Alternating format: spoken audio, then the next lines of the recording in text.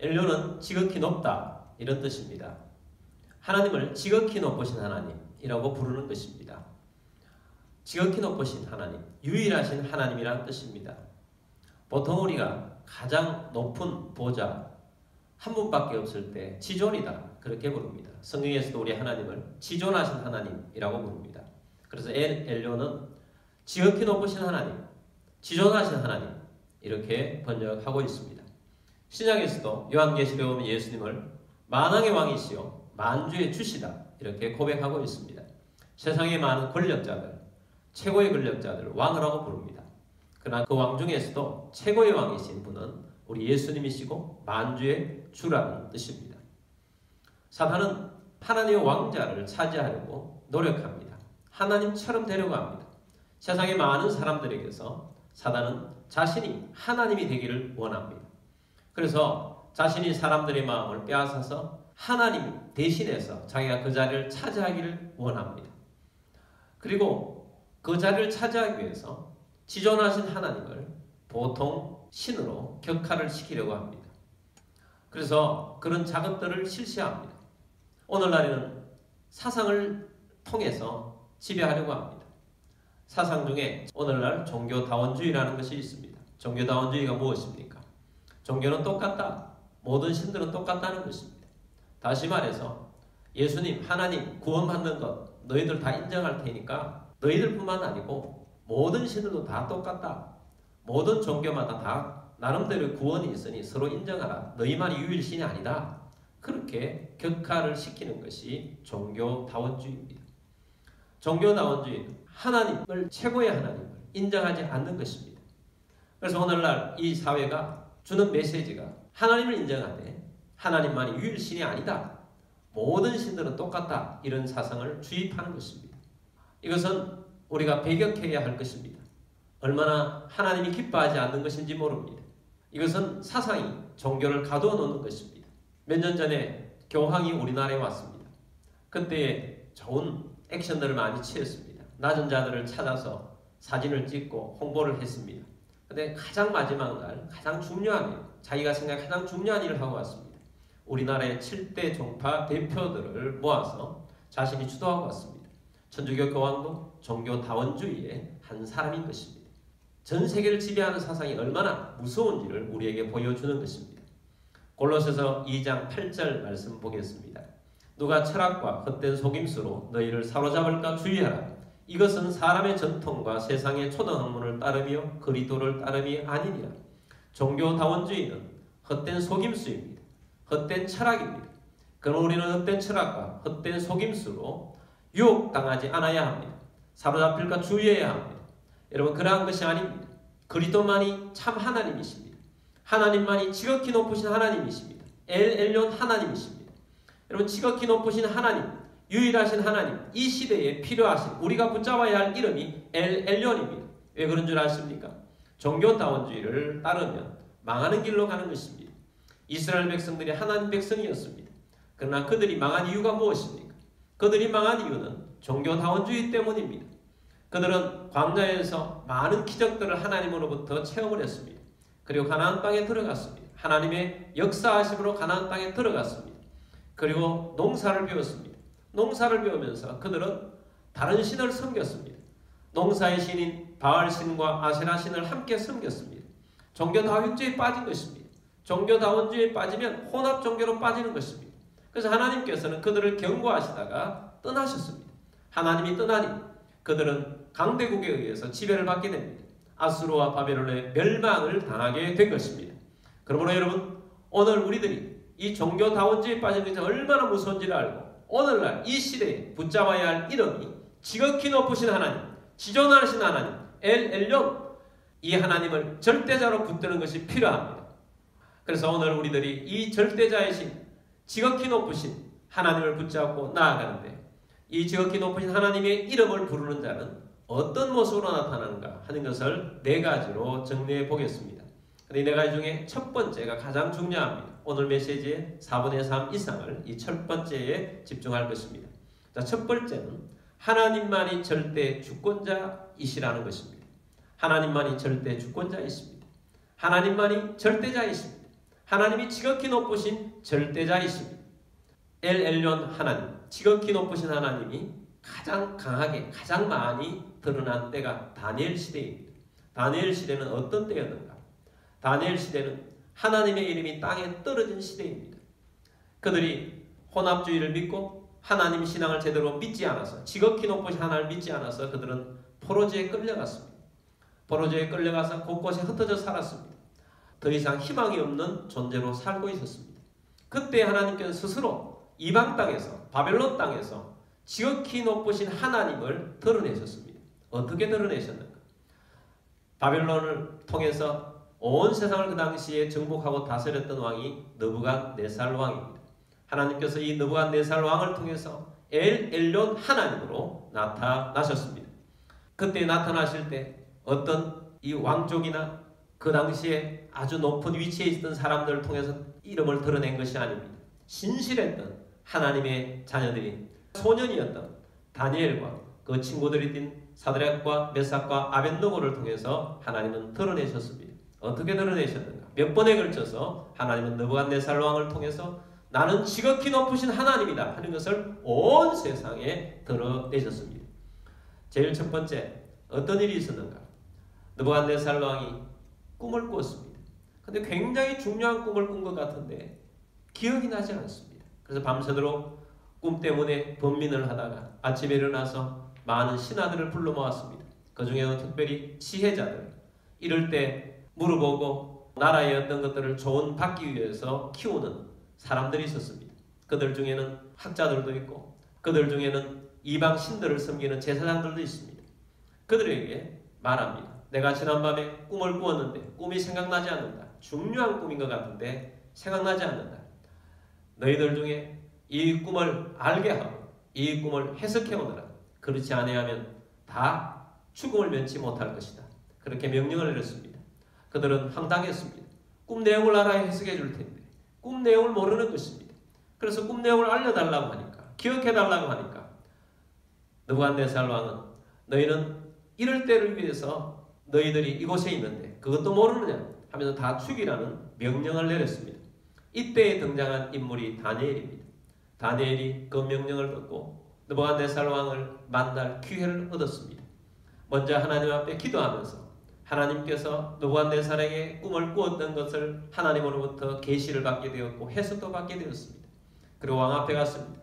왕이 말합니다. 너는 능히 꿈을 해석한다 그러더라. 그때에 다니엘이 말합니다. 하늘에 계신 하나님만이 해석하십니다. 라고 말합니다.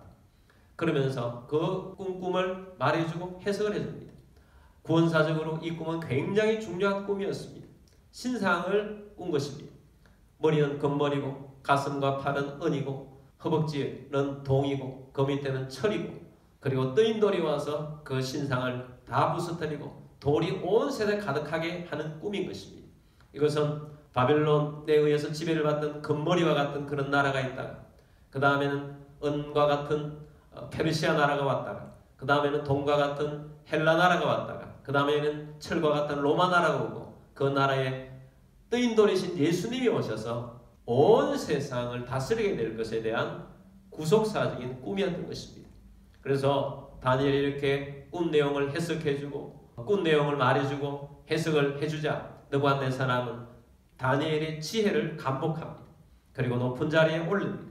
뿐만 아니라 그때의 느부갓네살 왕은 지극히 높으신 하나님을 알게 된 것입니다. 근데 알게 될 뿐이셨지 믿지는 않았던 것 같습니다. 그리고 얼마 있다가 느부갓네살 왕은 한 일을 수행합니다. 아마 나라를 전부 정복을 해서 여러 나라에서 왔고 많은 종교들이 있으니까 하나로 통합하기 위해 정신 통합을 하기 위해서 이 일을 벌인 것 같습니다. 어떤 지방에다가 큰 금신상을 만들려고 했습니다. 한 3천 높이의 금신상을 만든 것입니다. 그리고 금신상을 만들고 낙성식을 하게 되었습니다. 낙성식 하는 날 많은 귀족들을 불러 모으고 지방 관리들을 불러 모았습니다. 그리고 그곳에서 큰 퍼포먼스를 진행합니다. 음악 소리에 맞춰서 모든 귀족들과 지방 관리들이 거기에서 절하도록 했습니다. 명령을 내렸습니다. 이 신상에 전부 절하라. 그리고 절하지 않는 자가 있으면 풀무불에 넣을 것이다. 하고 강력한 명령을 내리게 된 것입니다. 그리고 그 행사가 진행이 되고 있습니다. 그런데 한 관리가 와서 왕을 화나게 하는 보고를 하나 올리게 됩니다. 그 보고는 이런 것입니다. 왕이시여, 왕께서 발탁하신 3명의 관리가 있습니다. 사드락과 메삭과 아벳느고가 왕의 혜택을 받고 왕의 관리가 되었으나 왕을 높이지도 아니하고 왕의 신을 믿지도 아니할 뿐만 아니라 오늘 금신상에 절하지도 않습니다. 왕은 대노했습니다. 그리고 그 3사람을 불러오너라 해서 불렀습니다. 그리고 명령을 내립니다. 너희들이 금신상에 절하라. 절하지 않으면 풀무불에 들어가게 될 것이다. 그렇게 되면 어떤 신이 나에게서 건져주겠느냐, 내 허락 없이 건져내겠느냐, 이렇게 말했습니다. 여러분, 이 말은 굉장히 중요한 말입니다. 느부갓네살이 하나님 앞에 도전한 것입니다. 이 도전의 말에 이 3사람은 이렇게 대응을 했습니다. 다니엘서 3장 17절 말씀입니다. 왕이여, 우리가 섬기는 하나님이 계시다면 우리를 맹렬히 타는 풀무불 가운데에서 능히 건져내시겠고 왕의 손에서도 건져내시리이다. 이 3사람이 얼마나 강력합니까? 맹렬히 타는 풀무불에서도 하나님은 건져내실 것이라는 믿음이 있었습니다. 그런데 혹 그렇지 않다 할지라도 18절 말씀입니다. 그렇게 하지 아니하실지라도 왕이여, 우리가 왕의 신들을 섬기지도 아니하고 왕이 세우신 금신상에 절하지도 아니할 줄을 아옵소서. 여러분, 얼마나 신실합니까? 얼마나 하나님만을 섬기는 사람들입니까? 하나님께서 우리를 건져주실 것이지만 만약에 건져주지 아니하실지라도 왕이 만드신 신상에는 절하지 않겠습니다. 절대자 하나님, 지존하신 하나님만을 섬깁니다. 하나님은 왕 중의 왕이십니다. 만왕의 왕이십니다. 지극히 높으신 하나님입니다. 하나님은 지존자이십니다. 그 하나님 앞에만 절하지 하나님이 아닌 다른 신상에 절하지 않을 것을 아옵소서 한 것입니다. 그래서 왕이 더 화가 났습니다. 그래서 명령을 내립니다. 풀무불을 7배나 더 뜨겁게 해서 저 3사람을 집어넣도록 해라는 명령이 떨어졌습니다. 불은 뜨거워졌고 이 3사람을 집어넣는데 그 불이 얼마나 뜨거웠던지 이 3사람을 집어넣는 관리가 불에 타 죽었습니다. 그리고 이 사람이 불에 던져졌는데 그들이 목격한 것은 3사람이 타 죽는 모습이 아니었습니다. 그들이 목격한 것은 이 3사람뿐 아니라 4사람이 불 가운데에서 왔다 갔다 하는 것을 보게 된 것입니다. 그런데 사람들이 수군대입니다. 저 4번째 사람은 신의 아들과 같은 모습이다. 신의 형상이다 라고 말한 것입니다. 구약에 나타나신 성자이신 예수님이 그곳에 함께 하신 것입니다. 왕도 그 모습을 보고 깜짝 놀랐습니다. 그리고 그들 가까이 가서 이렇게 말합니다. 다니엘서 3장 26절 말씀입니다. 느부갓네살이 맹렬히 타는 풀무불 아기 가까이 가서 불러 이르되 지극히 높으신 하나님의 종 사드락 메삭 아벳느고야 나와서 이리로 오라 하매 사드락과 메삭과 아벳느고가 불 가운데에서 나온지라. 자, 여기 사드락과 메삭과 아벳느고를 부를 때에 어떻게 부릅니까? 지극히 높으신 하나님의 종, 하나님이 진짜 최고로 높으신 분이시구나, 하나님의 종들이구나, 너희는 하나님의 종이다, 이렇게 말하면서 이 3사람을 건져내었습니다. 그리고 거기에서 그냥 그친 것이 아닙니다. 느부갓네살 왕은 거기에서 그친 것이 아닙니다. 이 사실을 자기가 다스리는 바벨론 땅에 조서를 내립니다. 이 조서는 자기가 정복했던 나라마다 언어가 다른데 언어들로 다 번역을 해서 이 사실을 다 기록을 해서 반포를 합니다. 그러면서 하나님은 지극히 높으신 하나님이라는 것을 온 세상 가운데 알리는, 전하는 사람이 된 것입니다. 다니엘서 4장 2절 말씀 보겠습니다. 지극히 높으신 하나님이 내게 행하신 이적과 놀라운 일을 내가 알게 하기를 즐겨하노라. 느부갓네살 왕은 하나님을 경외하고 난 다음에 지극히 높으신 하나님을 부르면서 이 하나님이 내게 행하셨던 이 놀라운 일을 알게 하기를 나는 즐겨한다 하고 하나님을 전파하는데 지극히 높으신 하나님을 전파하게 된 것입니다. 여러분, 오늘날 우리가 이 시대를 살아가면서 우리는 많은 영적 전쟁 상태에 빠질 때가 많습니다.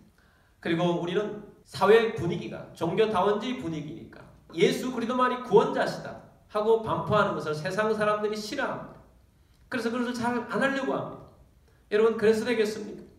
여러분 이 세 사람이 있었기 때문에 이 세 사람을 통해서 하나님은 지극히 높으신 하나님으로 드러나신 것입니다.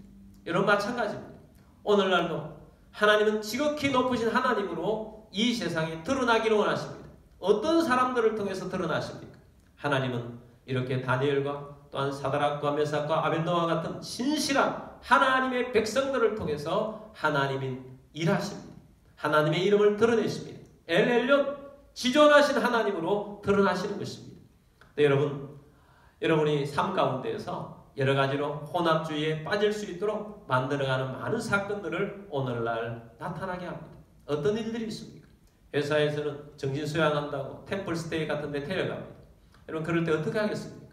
템플스테이는 가면 문화라고 합니다. 종교가 아니라고 합니다. 그런데 아닙니다. 우상 숭배하게 합니다. 제가 듣기로는 마지막 날에는 불상 앞에 가서 108배를 시킨다는 것입니다. 여러분 그때 여러분 어떻게 하겠습니까? 믿음의 사람들은 어떻게 하겠습니까? 또한 회사에서 뭘 할 때 고사를 먼저 지낸다고 합니다. 그때 여러분 어떻게 하겠습니까? 또한 여러분이 결혼 대상자가 아니면 시부모 될 사람이 궁합을 본다고 할 때 여러분 어떤 반응을 보이시겠습니까?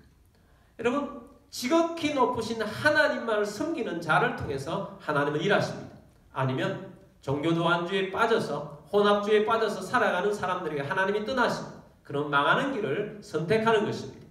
그런데 하나님께서는 이 믿음의 신실한 사람들을 통해서 그 이방 땅에서 하나님은 스스로 지극히 높으신 하나님의 이름을 드러내신 것입니다. 이것뿐만 아닙니다. 하나님께서는 느부갓네살 왕이 진실로 뼛속까지 지극히 높으신 하나님이심을 고백하게 하는 일을 또한 진행하셨습니다.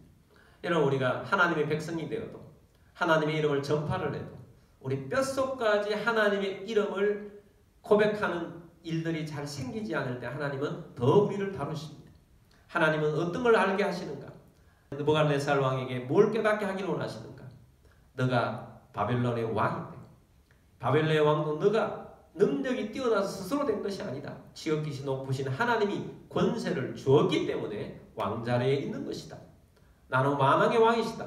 왕의 자리를 주기도 하고 빼앗기도 하고 세상의 여러 가지 것들을 다 다스리는 하나님이 나다 하는 것을 알려주기를 원하는 것입니다. 하나님 이것을 알게 하기 위해서 하나님은 개인적으로 느부갓네살 왕에게 꿈을 꾸게 했습니다. 꿈을 꾼 다음에 느부갓네살 왕은 다니엘을 불러서 그 꿈을 해석해달라고 그랬습니다. 다니엘이 그 꿈을 해석을 해주면서 지극히 높으신 하나님께서 왕에게 명령하신 것들을 이루게 하실 것입니다. 하고 해석을 해줍니다. 다니엘서 4장 25절 말씀 보겠습니다. 왕이 사람에게서 쫓겨나서 들짐승과 함께 살며 소처럼 풀을 먹으며 하늘이 설에 젖을 것이요 이와 같이 7대를 지낼 것이라. 그때의 지극히 높으신 이가 사람의 나라를 다스리시며 자기의 뜻대로 그것을 누구에게든지 주시는 줄을 아시리이다. 왕께서 쫓겨나게 될 것입니다. 그래서 왕위를 잃어버리고 도망자의 삶을 산속에서 살게 될 것이라는 거지요. 들짐승과 함께 살 것이고 소처럼 풀을 먹게 살 것이고 하늘이 이슬을 먹게 살 것이다. 그리고 7년 동안 그렇게 지내게 될 것인데 7년 후에 그때에 지극히 높으시니 하나님이죠. 하나님이 사람의 나라를 다스리시며 자기의 뜻대로 그것을 누구에게든지 주시는 줄을 아시리이다. 하나님께서 그렇게 하실 것입니다. 지극히 높으신 하나님이 왕권을 쥐고 있음을 말씀하신 것입니다. 하고 해주었습니다. 그리고 1년이 지났습니다. 그리고 하나님 말씀대로 느부갓네살 왕이 반역을 당하여서 실각을 당해서 쫓겨나게 됩니다.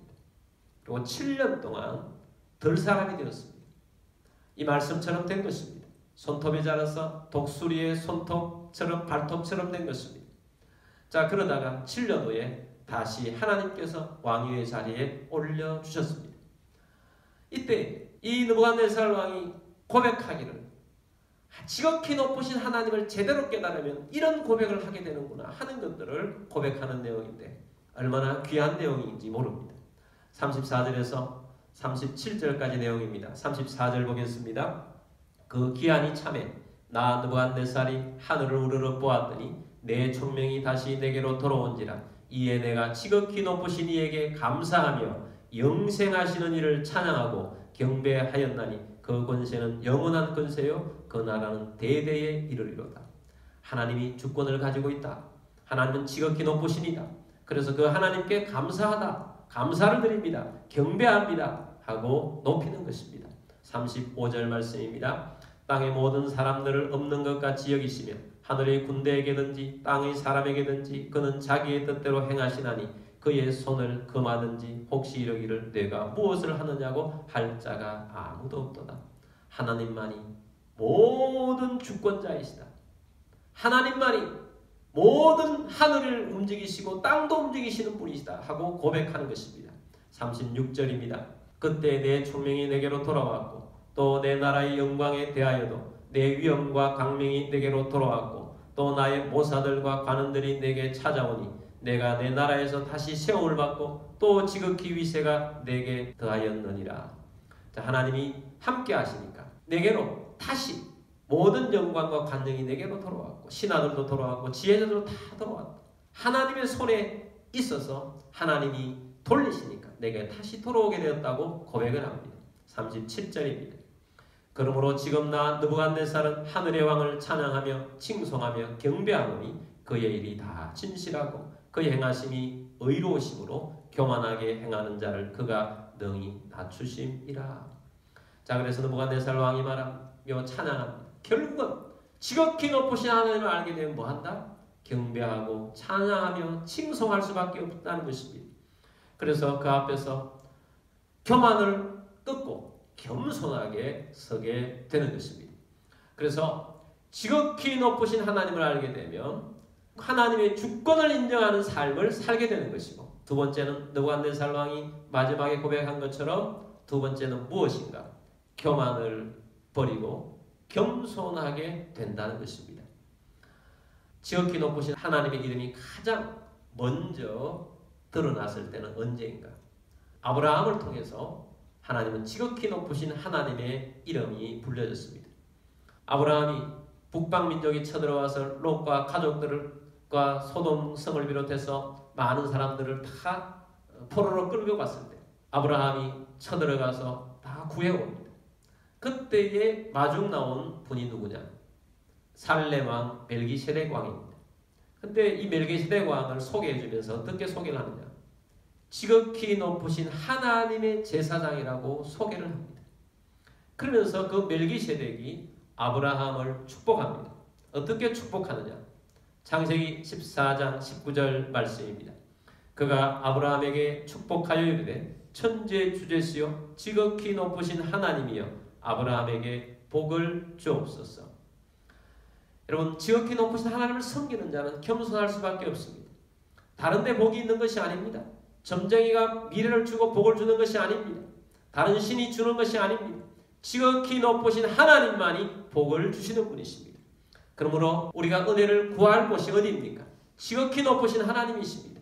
오직 지존자이신 보좌에 계신 그 높으신 하나님만이 우리에게 복을 주시는 분이십니다. 그러므로 그 앞에서 겸손할 수밖에 없습니다. 세 번째, 모든 대적을 이기게 하십니다. 느부갓네살 왕이 금신상을 만들어 놓았을 때 사드락과 메삭과 아벳노가 신상에 절하지 아니하였을 때 누가 이기게 하셨습니까? 하나님이 이기게 하셨습니다. 여러분, 이 세상이 영적 전쟁 상태입니다. 영적으로 싸워서 이기는데 하나님이 이기게 하십니다. 모든 대적들을 이기게 하십니다. 하나님은 풀무불 속에서도 건져내신 분이 하나님이십니다. 느부갓네살 왕의 아들이 왕이 되었습니다. 벨사살 왕입니다. 근데 이 아들은 아버지처럼 하나님을 알지를 못했습니다. 하루는 왕궁에서 큰 잔치를 벌였습니다. 잔치를 한다고 하면 참 중요하게 드러나는 것이 술입니다. 술판을 벌인 것입니다. 근데 이 벨사살 왕이 하나님을 모욕하는 행위를 하게 된 것입니다. 어떤 행위를 하게 되었는가? 아버지 느부갓네살이 유대나라를 정복할 때에 예루살렘 성을 무너뜨리고 예루살렘 성전에 있는 금을 다 떼고 오면서 그 안에 있는 성전의 기물들을 다 가져와서 창고에 넣어 놓았습니다. 거기에는 하나님을 섬길 때 쓰는 금 대접들도 많이 있었습니다. 그 금 대접들을 꺼내오게 해서 그것을 잔치 자리에 술잔으로 쓰게 했습니다. 그랬더니 하나님이 나타나셨습니다. 하나님의 손이 나타나서 벽에다가 큰 글자로 글을 썼습니다. 술판을 벌이고 있던 그 왕궁에 있던 사람들이 혼비백산했습니다. 두려움에 빠졌습니다. 그래서 벨사살 왕이 급하게 다니엘을 불러서 벽에 써 있는 저 글씨가 무슨 글씨인지 무슨 내용인지 알려달라고 했습니다. 다니엘이 말합니다. 저것은 메네 데겔 우르하신이라고 적혀 있습니다. 그 뜻은 이런 것입니다. 왕께서 왕의 직을 떠나게 될 것입니다. 왕께서는 저울에 하나님께서 달아보신 적 모자란 모습이라는 것입니다. 그리고 다음의 나라는 메대와 바사, 페르시아 나라가 다스리게 될 것이다. 이런 내용입니다. 하고 해석을 해주었습니다. 그리고 그날 밤에 벨사살 왕은 암살을 당하게 됩니다. 여러분, 하나님은 이방 땅에서 스스로 일하시는 분이십니다. 하나님은 만홀히 여김을 당하지 않습니다. 하나님은 모욕당하지 않습니다. 하나님은 지극히 높으신 분이십니다. 하나님이 일하십니다. 왕을 세우기도 하시고 하나님은 세력들을 바꾸기도 하십니다. 그럼 놀라운 일이 무엇입니까? 하나님이 일하시는 방법이 있는데 대적들에게 하나님은 느부갓네살 왕처럼 하나님의 이름을 드러내시며 변화시켜서 쓰시기도 하시고 그 아들 벨사살 왕은 저울에 달아봤을 때 가망이 없는 사람이다 여겨졌기 때문에 하나님은 지배 세력을 바꾸십니다. 지배 세력을 바꾸는데 놀라운 바꿈이 있어요.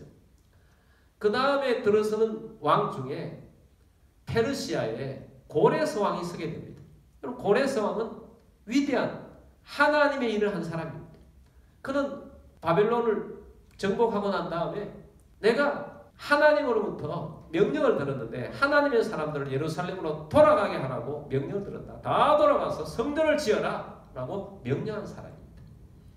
여러분, 하나님은 이렇게 일하신다. 대적들이 완악하고 대적들이 하나님의 마음에 맞지 않을 때 하나님께서는 변화시켜 사용하든지 지배 세력을 바꾸어서 새로운 사람으로 들어서게 하셔서 쓰시든지 둘 중에 하나로 사용하시는 것입니다. 하나님은 바울을 초대교회 최대 핍박자 바울을 변화시켜서 사용하셨습니다. 울산대학교의 법대 교수는 이종훈 교수님이라는 분이 계십니다. 이분은 불교 신자였습니다. 그리고 종교다원주의에 빠져있는 사람입니다. 종교다원주의뿐만 아니고 이분은 뉴막신에 물들어 있는 사람입니다. 그래서 뉴막신을 통해서 우리나라도 유토피아를 만들고자 하는 꿈을 가지고 있었습니다. 그래서 학문을 많이 연마를 하고 또 법학을 공부를 하고 법을 바꾸어서 이 땅에 기독교를 없애려고 노력을 많이 했습니다. 그리고 단체를 만들어서 그런 일을 한 것입니다. 그래서 사립학교에서 기독교 교육을 못 시키게 하는 그런 일들을 성공시키기도 한 사람이 이 사람입니다. 그래서 이 사람이 기독교를 없애기 위해서 많이 노력을 합니다. 성경도 많이 공부를 합니다. 그리고 어떻게 하면 더 넘어뜨릴 수 있을까 알게 하기 위해서 기독교 방송도 많이 봤다고 합니다. 어느 날 기독교 방송을 보고 있는데 목사님의 설교를 듣고 있는데 비판하기 위해서 듣고 있는데 갑자기 머리가 깨질 듯이 아픕니다. 보통 아픈 것이 아닙니다. 죽을 것 같이 아픕니다. 그런데 곧 죽을 것 같아서 견딜 수가 없습니다. 그때에 고백하게 합니다. 설교 말씀을 듣는 중에 나온 예수 그리스도가 구원자라시라는 사실을 고백하지 않을 수가 없는 것입니다. 그래서 예수님, 내가 죄인입니다. 예수님이 구원자이십니다. 하고 고백하고 나니까 낫게 된 것입니다. 깨끗하게 된 것입니다. 그래서 예수님 앞에 회개하고 눈물로 회개하고 다시 예수님의 시각으로 성경을 보고 믿음 생활을 하게 되면서 아, 내가 잘못됐구나 깨닫고 옛날에 자기가 만들어갔던 그런 것이 얼마나 허구었고 자기가 만들었던 단체나 그런 곳에서 했던 것들이 허구였는지를 세상에 밝혀낸 일을 하고 있으면서 그래서 오늘날 이분을 통해서 차별금지법, 평등법 이러한 것들이 바로 뉴막시즘 안에서 세상을 바꾸고자 하는 사회주의나 공산주의가 바꾸고자 하는 그런 정책의 일환이라는 것을 이분을 통해서도 알게 되었고 그들이 행하는 많은 전략들을 우리가 알게 된 것입니다. 하나님은 이렇게 바꾸어서라도 사용하십니다. 여러분, 언제나 하나님은 이기시는 분이십니다. 대적을 이기시는 분이십니다. 그러므로 무서워하지 마시고 이기는 자가 되기를 바랍니다. 하나님 앞에 신실한 자는 하나님이 이기게 하십니다. 대적들을 이기게 하십니다. 네 번째는 지극히 높으신 하나님을 찬양하며 살게 합니다. 느부갓네살 왕이 하나님 앞에서 지극히 높으신 하나님을 뼛속까지 알고 난 다음에는 결국은 하나님만을 경배하고 높이고 찬양했습니다. 시편 7편 17절 말씀 보겠습니다. 내가 여호와께 그의 의를 따라 감사하며 지존하신 여호와의 이름을 찬양하리로다. 지존하신 여호와의 이름을 찬양하리로다.